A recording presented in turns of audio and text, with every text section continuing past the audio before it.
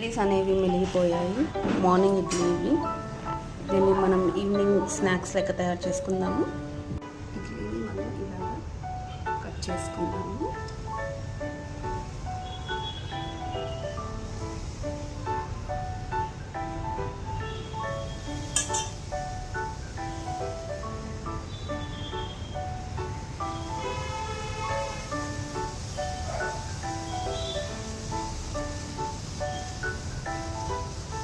కడాయి అనేది తీసుకొని 2 table spoon oil అనేది యాడ్ చేసుకోవాలి మనము. ఇక్కడ నాకు కావాల్సిన పదార్థాలు చూడండి: కరివేపాకు, మినప్పప్పు, ఆవాలు, జీలకర్ర, పచ్చిమిరకాయ, తురుముకున్న అల్లం. ఇలా నేను ఈ ఇడ్లీ అనేది కట్ చేసి పెట్టుకున్నాను. మన ఆయిల్ అనేది హీట్ ఎక్కిన తర్వాత నేను ఇక్కడ ఈ పోపు అనేది దీంట్లో వేస్తున్నాను.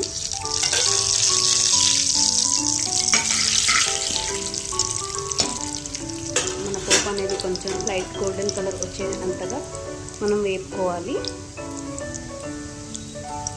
దీంట్లో మనము వెండిమిరపకాయ అనేది యాడ్ చేసుకోవాలి, పచ్చిమిరకాయలు, తురుముకున్న అల్లము, కరివేపాకు, కర్రీ లీవ్స్.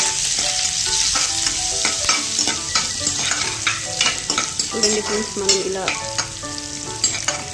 రోస్ట్ చేసుకోవాలి ఈ విధంగా. ఇందులో కావాలంటే ఆప్షనల్ అండి, మీరు ఆనియన్ కూడా యాడ్ చేసుకోవచ్చు.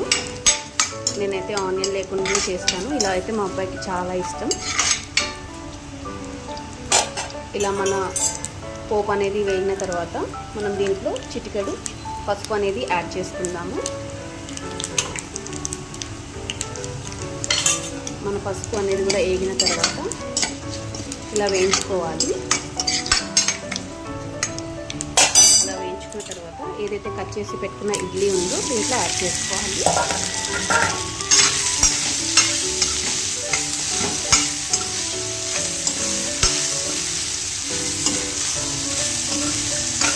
చూడండి ఫ్రెండ్స్, మన ఇడ్లీ అనేది ఇలా ఎల్లోయిష్ కలర్గా ఉంటుంది.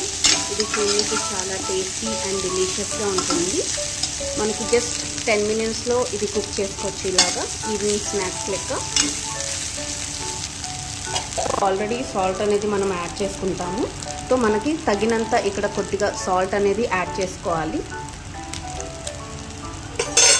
ఇలా యాడ్ చేసుకున్న తర్వాత దీన్ని మంచిగా మిక్స్ చేసుకోవాలి. మిక్స్ చేసుకున్న తర్వాత ఒక 10 మినిట్స్ తర్వాత మన స్టవ్ అనేది ఆఫ్ చేసుకోవాలి. మన హెమ్మీ అండ్ టేస్టీ ఈవినింగ్ స్నాక్స్ అనేది రెడీ అయిపోయింది. మన ఈవినింగ్ స్నాక్స్ ఇడ్లీ తయారైపోయింది. మీకు కావాలంటే దీంట్లో రెడ్ చిల్లీ పౌడర్ కూడా యాడ్ చేసుకోవచ్చు. మా అబ్బాయి ఎక్కువ స్పైసీ తినదు, సో నేను ఈ విధంగా తయారు చేశాను. మీరు కూడా ఇంట్లో తయారు చేసుకోండి. మీకు నచ్చినట్టయితే లైక్ చేయండి, షేర్ చేయండి, సబ్స్క్రైబ్ చేసుకోండి friends. Thank you for watching.